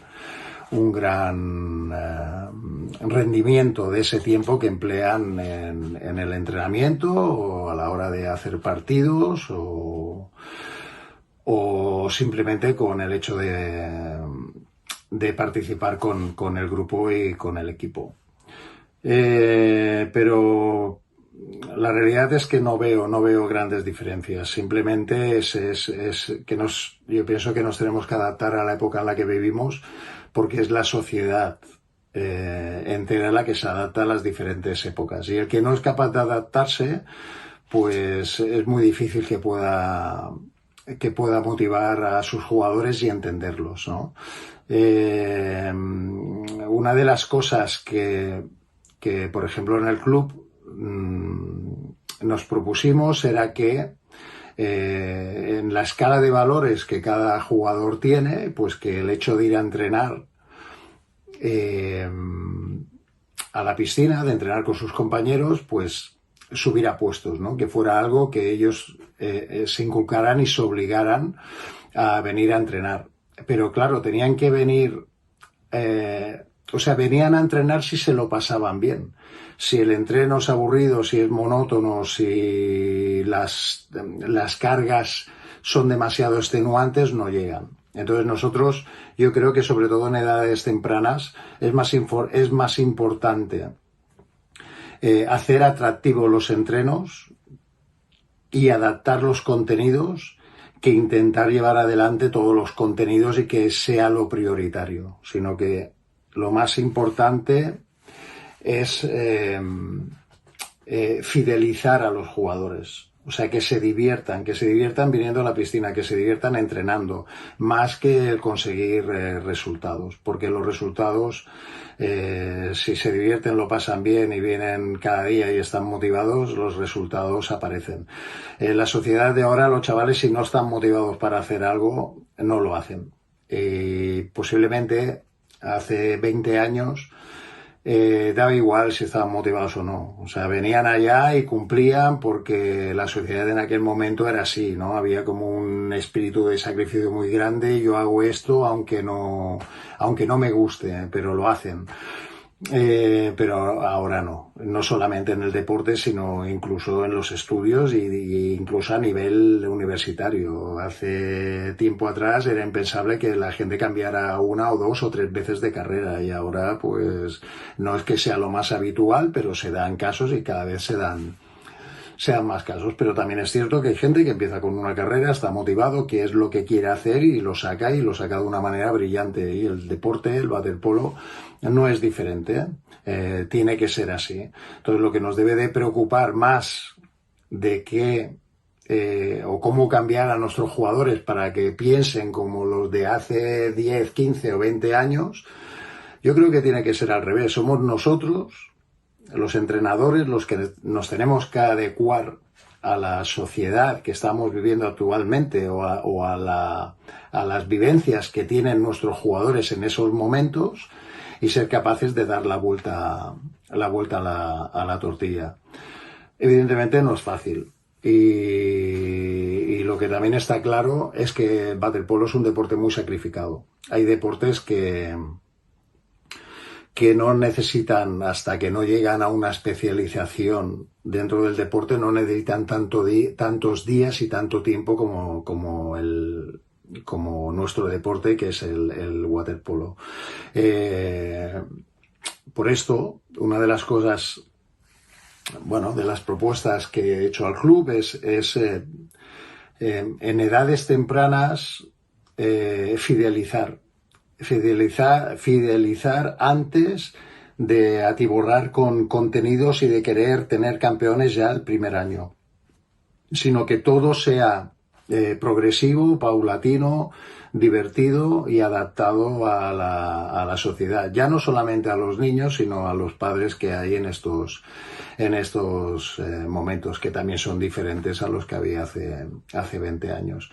Pero bueno, nada de esto es fácil, es un dilema y inevitablemente, claro, siempre se hacen comparaciones, es inevitable el hacer las comparaciones, pero tenemos que ser conscientes que es más fácil cambiar a una persona que a 20, y esa persona es el entrenador, y el que tiene que cambiar su chip es el entrenador y adaptarse a los jugadores e intentar sacar el máximo rendimiento. Bien, Manolo, vamos a la última pregunta y vamos a ver qué opinión tienes al respecto. ¿Qué le pasa realmente al waterpolo nacional para que no mejoremos o no lleguemos a donde tenemos que llegar? ¿Es la nuestra una federación la que ayuda y se preocupa por todos los clubes? ¿O realmente es un mundo aparte la división de honor y los equipos de arriba y el resto de las ligas? ¿Cuál sería, en tu opinión, el mejor formato para hacer unas ligas más emocionantes, que lleguen más a todo el mundo, y cómo hacer que nuestro waterpolo todos vayamos a lo mismo? Gracias por tus respuestas. Este es un tema complejo y de difícil solución. La Federación Española ha generado un sistema a nivel de selecciones envidiable a nivel internacional. O sea, nosotros cada año disputamos los podios, disputamos las medallas, tanto en categoría masculina como femenina, en absolutos, en cualquier categoría de edades. Pero esto no ha sido suficiente o no es suficiente para darnos visibilidad como deporte. Yo creo que deberíamos de invertir más en marketing y publicidad, en buscar la manera de que fuéramos más visibles, porque necesitamos que los clubes reciban ayudas económicas. La única manera de que un sponsor venga a ayudarte es si a cambio tiene visibilidad. Si no tiene visibilidad, es muy difícil. La televisión o los partidos de televisión que se retransmiten, no son demasiados, y aparte se retransmiten prácticamente de los mismos equipos, de los que tienen más resonancia mediática. Por eso pienso que no solamente es una cuestión de la federación de promocionar el waterpolo. Yo creo que aquí tendrían que entrar todas las federaciones autonómicas, tendrían que entrar todos los clubes, se debería de hacer un plan general para buscar que las instituciones pudieran apoyar. Es cierto que hay algunas autonomías que sí que reciben ayuda institucional, pero la gran mayoría o no reciben, o es escasa, o no es suficiente. Y entonces dependemos de lo que los clubes pueden generar, pero no olvidemos que los clubes son sociales y que tienen que jugar y hacer un equilibrio en esa línea entre el deporte y su actividad social. Y esto repercute, en la proyección del waterpolo. Pretendemos tener jugadores que entrenen mañana y tarde, pero sin recompensa económica o con una recompensa económica mínima. Es muy complicado. Y la única manera que yo veo es mejorando nuestro tema de marketing y publicidad, no solamente a nivel de federaciones, sino a nivel de club. Debemos de tener gente que intente buscar o sponsorizar al club. Debemos de presionar en la medida de lo posible, y entendiendo la palabra presionar, a las instituciones para que las empresas que apoyen al deporte tengan alguna ventaja fiscal. Yo creo que toda la inversión que se hace en deporte es buena y augura un mejor futuro para la sociedad, no solamente por los resultados deportivos, sino por los valores que somos capaces de transmitir a través del deporte. Pero es de difícil solución. O sea, si nosotros hemos conseguido ser campeonas olímpicas, campeones del mundo, y no hemos mejorado en esa cuota de pantalla o en esa repercusión social simplemente en un momento, durante la semana después de conseguir las medallas, pues es difícil que el waterpolo pueda avanzar y pueda tener difusión. También considero que es muy importante que el waterpolo crezca en el resto de España. O sea, aquí en Cataluña hay muchos equipos, somos una autonomía con mucha tradición de deportes acuáticos, de waterpolo. Tenemos un centro de alto rendimiento envidiable, en el que tenemos atletas de mucho nivel, y que en la colaboración con la Federación Catalana y la Federación Española pues podemos becar a deportistas para conseguir que den su máximo nivel. Pero en general el waterpolo falta que podamos exponenciarlo en otras comunidades. ¿Cómo hay que hacerlo? Pues es muy complejo, porque lo primero es que hay que incentivar a los clubs a que sus entrenadores puedan tener dedicación completa y a que puedan tener un sueldo digno. Tenemos que promocionar la asistencia o promocionar el waterpolo en esas zonas para que vayan a los clubs de referencia o a los clubs que tengan más cercanos a casa para poder trabajar. Necesitamos más licencias. Si no somos capaces de promocionar el waterpolo, de difundirlo, de visualizarlo, solo seremos noticia cuando a nivel de selecciones ganemos una medalla o un equipo quede campeón de Europa o campeonas de Europa, pero son noticias efímeras que no repercuten en el total del waterpolo. No es fácil. Yo conozco y sé que la Federación Española intenta y habla con televisión e intentan hacer cosas, intentan promocionar, intentan promover, pero no es fácil. Por eso considero que no solamente debe ser la Federación Española, tienen que ser la Federación Española, tienen que ser las federaciones autonómicas, tienen que ser los clubs. Hay clubs a nivel estatal que tienen muchos socios. Entonces, primero difundir el waterpolo entre sus socios o las actividades acuáticas dentro de sus socios para poder presionar después a las instituciones. Y esta es la manera en la que yo creo que el waterpolo tiene que avanzar. No sé, hablar con los periódicos para sacar noticias, si no son semanales, que sean quincenales. Si es necesario, comprar el espacio en los periódicos para poder publicar o enviar continuamente crónicas simplemente para que las publiquen en los periódicos. Hemos avanzado mucho con los canales en streaming de la Federación Española, de los partidos. Potenciar a que todos los clubes sean capaces de tener canales de YouTube o de streaming para hacer sus propios partidos. No se necesita muchos medios.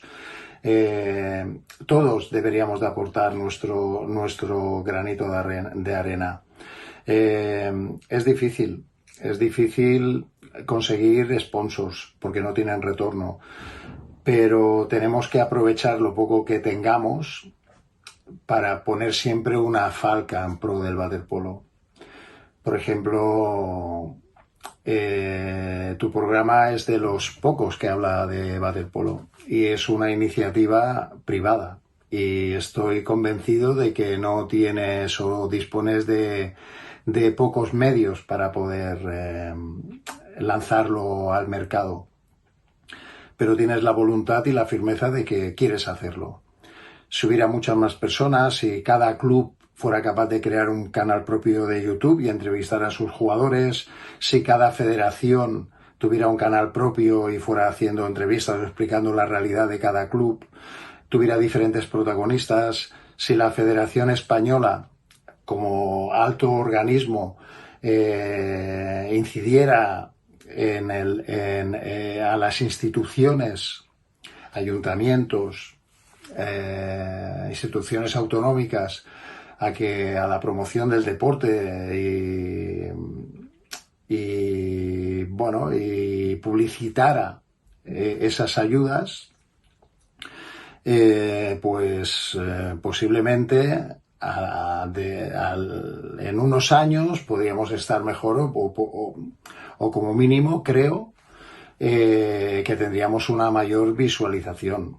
Pero claro, esto es como todo en la vida, tenemos que establecer programas a medio y largo plazo para intentar visualizar más y promocionar más nuestro deporte.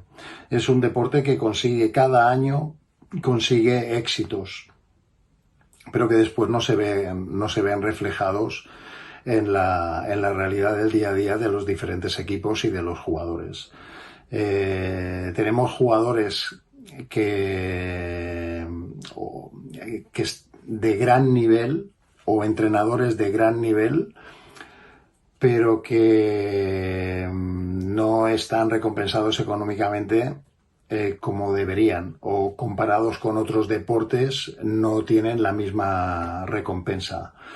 No se consigue en un día, pero debemos de trabajar. Y a veces yo creo que nos equivocamos pensando que es la Federación Española la que debe de hacer todo. Evidentemente que la Federación Española tiene una responsabilidad, y una responsabilidad grande porque es el organismo más alto. Pero esto es una cosa de todos, de federaciones autonómicas, de clubs, de personas anónimas que tienen iniciativas para promocionar el waterpolo, y que cualquier iniciativa es buena y que en lugar de criticar deberíamos de apoyar y de intentar ayudar en nuestras posibilidades todo lo que pudiéramos, porque al final todo esto repercutirá en nosotros. No sé, es muy complejo y quizás en este tipo de respuestas pues no sé si he terminado de explicarme bien o si he dejado bien la idea de lo que pienso o cómo debería de hacerse. Evidentemente es mi idea y es mi opinión, no tiene por qué ser la mejor y seguramente todo el mundo me puede rebatir y me puede explicar 20.000 problemas. Pero si los problemas nos frenan, no vamos a poder avanzar. Tenemos que buscar solución a esos problemas, intentar seguir avanzando. Porque este deporte es muy bonito y frente a todos los problemas que tenemos, continuamos y seguimos adelante. Y hay gente que hace mucho esfuerzo para poder tirar adelante sus objetivos, sus ilusiones, para seguir adelante dentro de este deporte. Hay gente que cambia de zona de vivir precisamente para poder jugar, para conseguir, porque piensa que puede tener un futuro mejor. Y todos estos esfuerzos se tienen que ver recompensados de alguna manera. Y creo que es una cosa que deberíamos de hacer entre todos y de empujar y de dar ideas y de, en lugar de criticar y vetar, tiene que ser apoyar, concienciar y ayudar. Pues nada, Rubén, espero que haya podido responder a tus preguntas, posiblemente unas mejor que otras. Muchas gracias por haberme invitado a tu programa. Creo que este tipo de iniciativas son necesarias y debería de haber más. Espero que otras personas, siendo tú el pionero,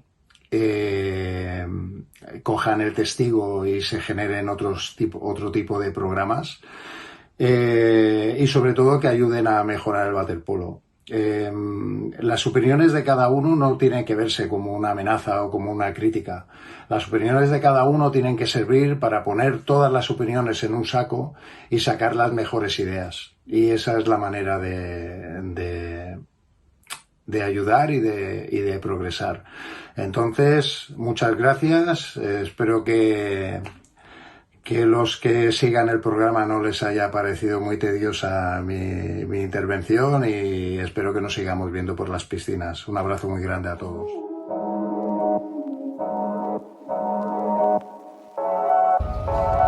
Gorro blanco o gorro azul con los hermanos gemelos del Premià.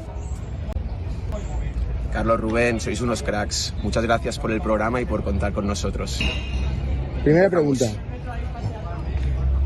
Pregunta comprometida. ¿Que te expulsen por protestar o que te expulsen por haber dado? Empezamos fuertes, ¿eh? Ninguna de las dos, obviamente, pero por protestar. No me considero un jugador agresivo y no me gustaría. Mucho mejor por protestar. Además, me encaja más, yo creo. Segunda pregunta. ¿Estar solo en un 1 de más y que no te la pasen o estar de cara en la boya con la posición ganada clarísimamente y que no te la pongan? La de la boya. Creo que los boyas son más luchadores y van a girar para el otro lado. Creo que me desquiciaría más estar solo en el hombre de más y que no me la dieran. Yo por mi posición comparto opinión. A mí me jode más también que no me la den en el hombre de más, en 1. Tercera pregunta. Último segundo para terminar el partido, que os puede dar el ascenso. Empate en el marcador. Penalti a favor. ¿Quién tiraría el penalti? ¿Marc Tarrés o Albert Tarrés? Marc Tarrés. Fácil. Es Marc Tarrés. Ha decidido él. Y si pudieras elegir cualquier lanzador del panorama nacional e internacional, ¿quién debería chutarlo para vosotros? Álvaro Granados.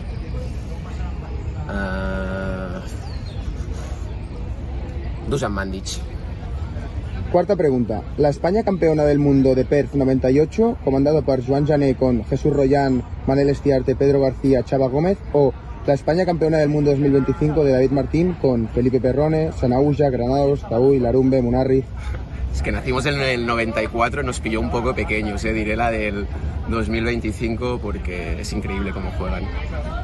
Compartimos opinión, la de 2025 por su trayectoria y por su regularidad y creo que nos van a dar una alegría también en las Olimpiadas que vienen. Quinta pregunta. ¿Jugar una última temporada y conseguir el ascenso a División de Honor Absoluta o jugar hasta los 45 años en Primera Nacional? Guau. Durísima, ¿eh? Me encanta el waterpolo, me encanta competir, pero voy a escoger la de ganar la Liga este año con el Premià. Me haría muchísima ilusión acabar así mi carrera deportiva. Bueno, somos hermanos, entonces me gusta estar en el presente y me quedo con ganar la Liga con el Premià esta temporada. Sexta pregunta. ¿Piscina bien ancha a lo mar Mediterráneo o paredes laterales de parkour estrechas para acortar los extremos? El waterpolo, como en la vida, tiene que haber de todo y a mí me encanta jugar en escarcha, helios y también me encanta jugar con más espacio, por lo tanto me quedo con las dos, para el waterpolo total. Yo me gusta más el espacio, yo me quedo con piscina ancha. Séptima pregunta. ¿Jugar sin boya potente o jugar sin un gran tirador fijo? Prefiero jugar sin un gran tirador fijo. Para mí tener un boya en 2 metros poniendo el cubre dentro de la portería es súper importante. Me quedo con el boya también, somos de la misma escuela del waterpolo. A mí me facilita mucho el juego, me gusta mucho pasar al boya y también crea unos espacios muy buenos para los chutadores. Octava pregunta. Perrone o Estiarte, en base a que tienen características físicas parecidas y son discutidos como mejores de la historia del waterpolo. Rondan el 1,80, complexión atlética no muy corpulenta, títulos en ligas distintas, ambos tienen MVPs internacionales. La pregunta es, ¿quién tiene mejor narrativa para decir es el mejor del universo? Yo personalmente, por mi época que he visto waterpolo, me quedo con Perrone. Para mí es el jugador total, el mejor de la historia, hace mejores a sus compañeros siendo el buenísimo, aunque el waterpolo de antes dejaba más espacio para la creatividad y el talento, y evidentemente pues eso me gusta mucho de este arte y del waterpolo de antes. Yo voy con Perrone también, porque yo siempre digo a los chavales que el buen jugador para mí es el que te marca la boya, te va de doble boya, te chuta, te pasa, y eso para mí es Perrone, tiene un punto más completo en esos aspectos del juego. Novena pregunta. ¿Pondrías a otro que no sea Perrone o Estiarte como el mejor? ¿Otros jugadores históricos o incluso recientes? A mí me gustaban mucho Vujasinovic, me gustaba mucho, y Vanja Udovicic. Y Acevedo también, me gustaban mucho de estos de la old school. Yo voy a tirar con un clásico que para mí ha sido el mejor lanzador que he visto, que es Filipovic, y más determinante. Y luego había un mítico húngaro también, Gergelikis, Madaras, que también, como condiciones de zurdos, me gustaban muchísimo. Y última pregunta. Sinceramente, para ti, ¿quién de vosotros dos es mejor jugador? Hostia, la que nos han hecho toda la vida, ¿eh? Estaba envenenada. No, voy a decir que somos diferentes, nos complementamos mucho y es un placer haber jugado con mi hermano toda mi carrera deportiva. Yo coincido con él, pero bueno, yo voy a decir que él es mejor jugador porque es más completo, hace defensivamente, para mí es de lo mejor que existe en la categoría, y aparte es muy rápido, entra, hace lo mejor para el equipo. Yo me quedo con él. Os lanzamos una a vosotros, que nos vais a ir de rositas. ¿Qué preferís? ¿Que el waterpolo balear a nivel general suba mucho el nivel y se ponga parecido al de Cataluña, sobre todo en categorías, o subir este año con el Ciutat a División de Honor? Ya nos decís. Y para ti, Carlos, igual, ¿una liga de 8 o 10 equipos top en Baleares, o que tu waterpolo Mallorca suba a Segunda Nacional? Muchas gracias por vuestro trabajo y ha sido un placer. Un abrazo. A ver. Esto no formaba parte del guión. No habíamos quedado en eso. Pero bueno, ya que ha sido un gorro blanco, gorro azul realmente espectacular, voy a responderos lo que siento realmente con esa pregunta. Si esta pregunta me la hacéis hace unos cuantos años, cuando uno es más joven y, digamos, un poquito más egoísta, diría sin lugar a dudas que prefiero que el Ciutat, el Club Natació Ciutat, suba a División de Honor. Sin lugar a dudas. Pero esa pregunta me la estás haciendo ahora. Y ahora, desde hace ya unos cuantos años, prefiero más un crecimiento global que un crecimiento, digamos, individual. Así que, si la pregunta es ¿qué prefiero? Que a nivel de Baleares el nivel de las categorías sea similar al de Cataluña, a subir con el Ciutat a División de Honor, os voy a decir la verdad. Prefiero que las categorías crezcan. Pero voy un poquito más allá. Como estoy viendo que todo el mundo es muy egoísta, como estoy viendo que las federaciones nacionales y territoriales van cada una a lo que quieren, sin importarle realmente el crecimiento global, ¿por qué un servidor tiene que querer que haya mejores categorías que el bien de nosotros mismos que subamos a División de Honor? Se lo están ganando estos chicos del Ciutat. Hace 3 años estaban jugando en territorial y ahora están más cerca de jugar con un candidato a la Champions como la Barceloneta a volver a jugar en territorial. Es una pregunta complicada.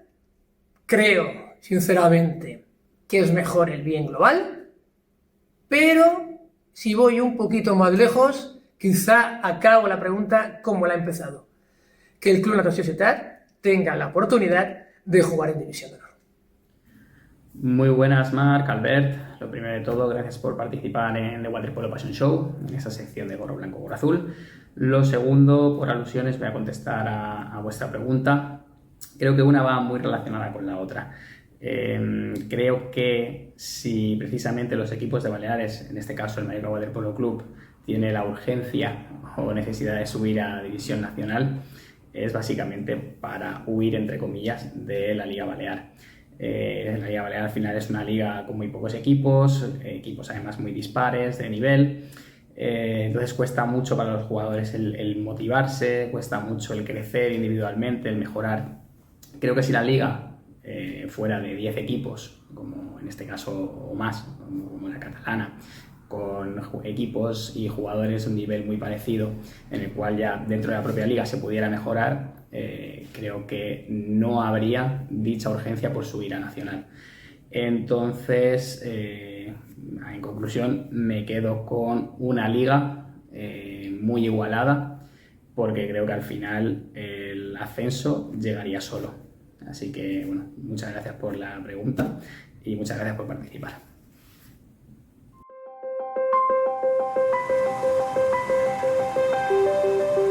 Muy buenas a todos, como siempre en primer lugar agradecer a Rubén y a Carlos la oportunidad que me brindan formando parte de este magnífico programa que nos regalan cada mes.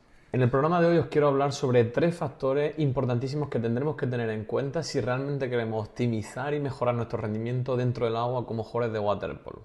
Estos 3 factores serán cosas que tendremos que tener en cuenta en el gimnasio. El primero de ellos es que evitemos entrenar con máquinas guiadas, y es que siempre me encuentro en los gimnasios a jugadores y jugadores de waterpolo que por facilidad y por sencillez simplemente se limitan a sentarse en un banco y hacer todos los ejercicios y todas las poleas que no involucran más allá de ninguna complejidad, simplemente sentarse y empujar.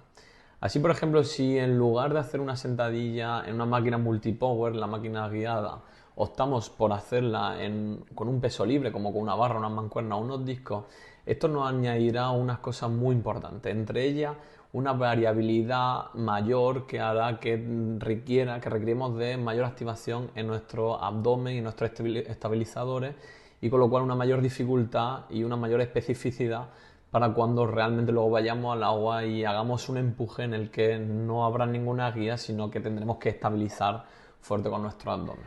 En el segundo lugar, quiero incidir sobre el hecho de trabajar a pocas repeticiones, entre 4 o 8 repeticiones, sobre todo cuando estemos cerca de la competición, para evitar en primer lugar llegar extremadamente fatigados al partido o a la competición que podamos tener, y en segundo lugar porque esto favorecerá que trabajemos con mayores niveles de potencia, porque si trabajamos a un rango mayor de repeticiones, esto hará que la pérdida de velocidad sea mayor y que ya no nos interese, aumentando la fatiga y por lo tanto aumentando el tiempo de recuperación que necesitaremos realmente para estar en las mejores condiciones posibles.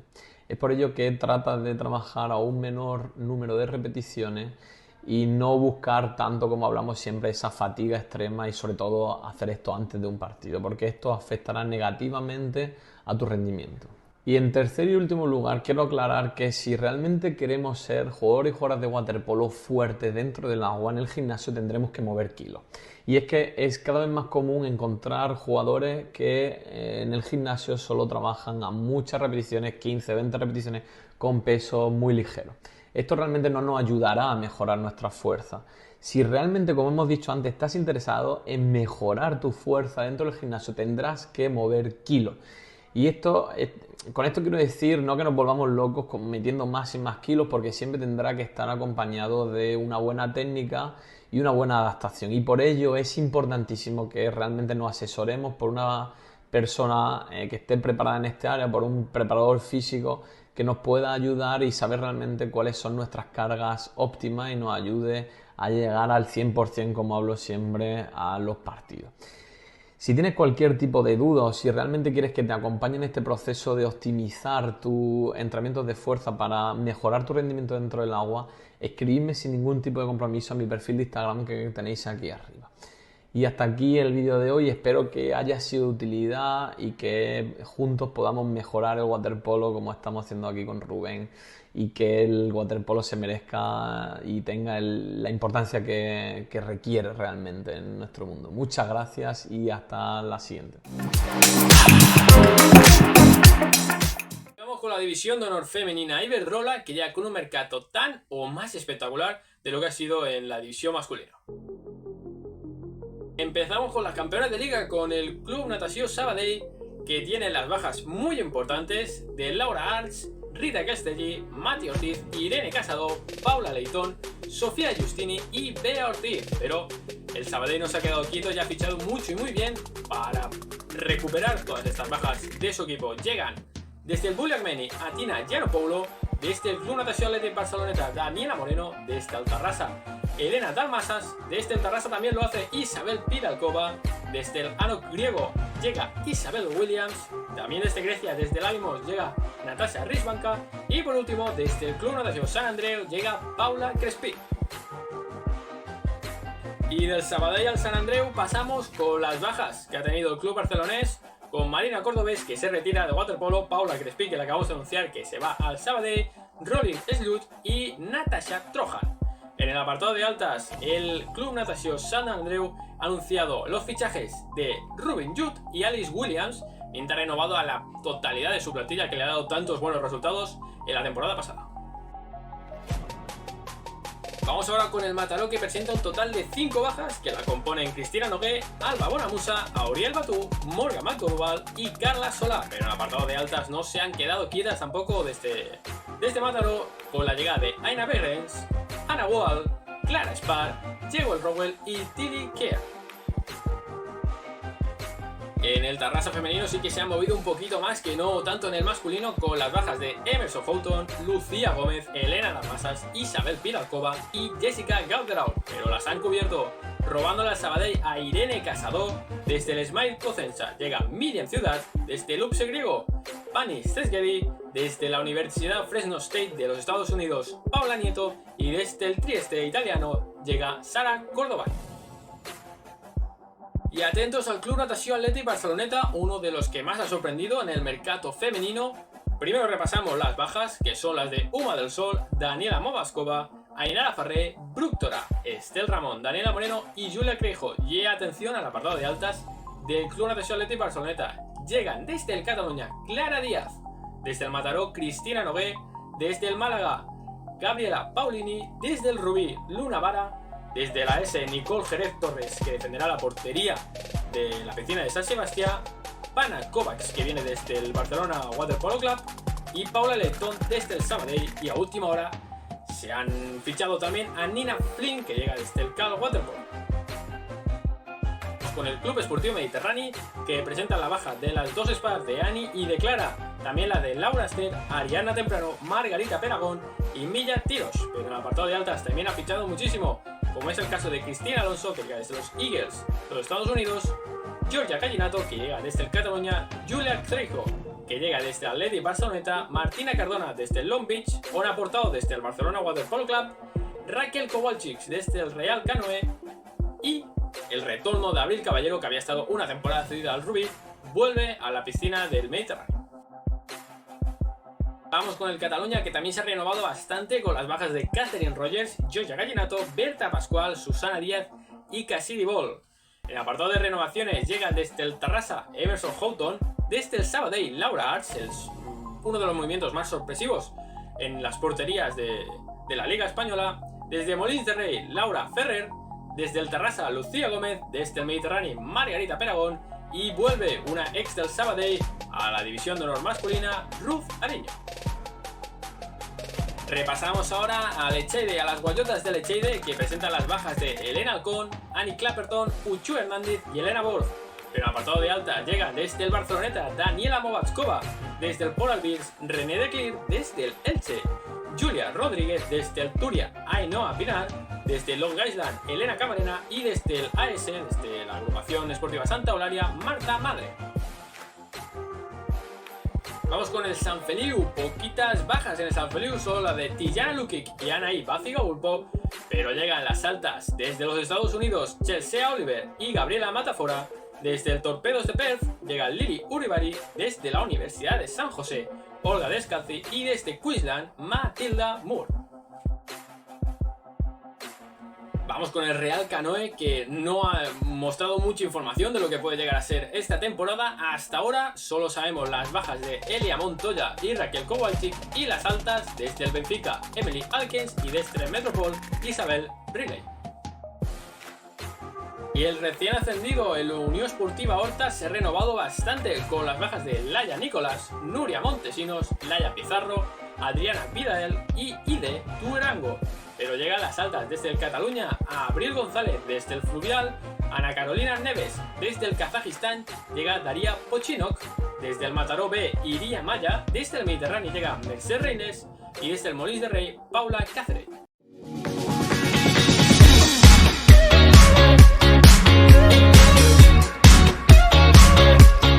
Muy buenas, apasionados del waterpolo. Vamos hoy con la segunda parte de la Curiosité, los orígenes del waterpolo, parte 2. Hoy vamos a hablar sobre los primeros reglamentos. Bien, para hablar del primer reglamento nos vamos a ir hasta Escocia, año 1885. Allí nació el primer reglamento redactado por la Asociación de Natación Escocesa. Bien, ¿qué decía este reglamento? Bueno, como ya sabéis y hablamos en el anterior programa, que el waterpolo se jugaba en ríos y en lagos, no en piscinas, que la portería era una balsa de unos 3 metros de ancho en los cuales se depositaba el balón y eso pues era el gol o el punto. Se jugaba con 7 jugadores, eran 15 minutos, a veces se dividía en 2 partes y a veces se unificaba todo, y lo más interesante es que no había faltas, se podía hacer casi de todo, hundir al balón, empujar, hacer básicamente de todo, menos dar un puñetazo, eso sí que estaba prohibido. Y al final el waterpolo pues se caracterizaba por un juego pues de fuerza, un poquito violento, muy físico, donde el jugador que quería meter punto cogía la pelota y se iba directo hacia la balsa, abriéndose camino pues a base de o como pudiera. Muy bien, pues una vez explicado el reglamento de 1885, pasamos a el nuevo reglamento, o al siguiente reglamento, el de 1888, que fue creado por los ingleses, que bueno, lo único que hicieron fue coger un poco el reglamento de 1885 de los escoceses, cambiaron sus cositas, un par de cositas, y en 1888 crearon el suyo propio. ¿Qué cambiaron? Bueno, entre otras cosas, cambiaron el tiempo, ¿vale? Ya no gustaba el tema de que fueran 15 minutos seguidos o 15 minutos una parte, no sabían muy bien cuánto duraba un partido de waterpolo, entonces dijeron, vale, vamos a hacer una cosa, vamos a poner 7 minutos cada parte, 2 partes y lo finiquitamos. Luego también introdujeron las porterías, menos mal, ya era hora, ya pasaron de las balsas estas de 3 metros y pusieron unas porterías de madera y ahí era donde se podía meter gol o hacer punto. La verdad es que esto no se explica, no se sabe si hacían goles o puntos, pero bueno. Lo que sí cambiaron también fue que el waterpolo dejó de ser menos brusco, ¿vale? Y menos violento. Empezaron a sancionar pues las faltas sin balón, bueno, cositas. Entonces el waterpolo empezó a asemejarse un poco a lo que tenemos hoy en día. ¿Qué pasó en este año, en 1888? Que nos encontramos con el primer partido documentado, que fue un partido entre unos ingleses y unos escoceses, en los cuales ganaron 4-0 los escoceses. No sabemos nada más, no sabemos cómo fueron los goles, no sabemos quiénes metieron los goles, solo sabemos que ganaron los escoceses y sabemos que el partido gustó tanto en las altas esferas que en 1900 el waterpolo pasó a ser deporte olímpico en las Olimpiadas de París 1900. Entonces el waterpolo se convirtió en el primer deporte colectivo de la historia de los Juegos Olímpicos. Adivinad quién ganó. Pues claro, ¿quién se llevó el oro? Gran Bretaña. Bueno, pues nos vamos con el último reglamento, que más que un reglamento era una versión modificada del segundo que hicieron los americanos. Los americanos pues no les gustaba mucho el reglamento inglés porque lo veían un poquito flojito. Entonces, ¿qué dijeron? Vamos a crear el nuestro propio y vamos a hacerlo de manera paralela y vamos a jugar con nuestras propias reglas. ¿Qué pasaba con estas reglas? Pues que se pasaron de extremos, se pasaron de violentos, ¿vale? El waterpolo para ellos se jugaba en unas piscinas muy poco profundas, donde hacían pie, donde para meter gol o para hacer punto tenían que lanzar el balón, bueno, contra una portería, contra una pared, contra un fondo. El caso es que tenían que ir corriendo o tenían que ir dando saltos, ¿vale? Apoyándose en el fondo de la piscina. Lo más preocupante de todo esto es que no había faltas. Nada, se podía agarrar, hundir, bueno, todo lo que os imagináis se podía hacer. Había incluso partidos en los cuales había que parar completamente el partido porque había que reanimar a algunos jugadores fuera del agua. Vamos, una auténtica locura. El caso es que allí en Estados Unidos, pues este waterpolo tan violento tuvo mucho auge, tuvo muchos seguidores, pero al final, como es comprensible, acabó desapareciendo en 1912 por ser incluso demasiado violento. Entonces al final pues se dejó de jugar y incluso los Estados Unidos y los americanos volvieron o siguieron las normas del waterpolo europeo. Así pues, en conclusión, tenemos 3 reglamentos. El primero, el escocés, el de 1885, el cual era un juego pues violento, un poco físico, de fuerza, pero bueno, bien, se podía llevar. El de 1888, el inglés, el que más parecido, o el más parecido al que tenemos ahora, donde ya se sancionan las faltas, mucho más técnico, más bonito de ver. Y luego el americano, que era una lucha encarnizada para meter gol. Hasta aquí la segunda parte de los orígenes del waterpolo. En la tercera, pues no sé de qué hablaremos. De los gorros, de la pelota, ya lo veremos. O ya lo veréis en la tercera parte de La Curiosité.